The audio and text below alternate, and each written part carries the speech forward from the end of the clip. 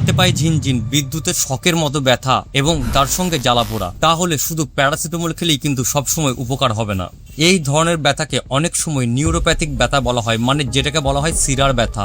এই ধরনের ব্যথায় চিকিৎসক রোগীর উপর নির্ভর করে অনেক সময় এই ধরনের ওষুধগুলো দিয়ে থাকেন: প্রিগাবলিন, গাবাপেন্টিন, ফ্লুক্সেটিন, অ্যামিট্রিপিটিলিন এবং নরট্রিপটিলিন। যদি কোনো কারণে ভিটামিন B12 এর ঘাটতির কারণে এই রোগ হয়, তাহলে সেই ক্ষেত্রে মিথাইলকোবালামিন ট্যাবলেট বা ইনজেকশন ব্যবহার করা হয়ে থাকে। মনে রাখবেন, সব রোগীর জন্য ওষুধ কিন্তু এক নয়। রোগের কারণ, অন্যান্য ওষুধ এবং রোগীর শারীরিক অবস্থার উপরে ভিত্তি করে ওষুধ নির্বাচন করা হয়।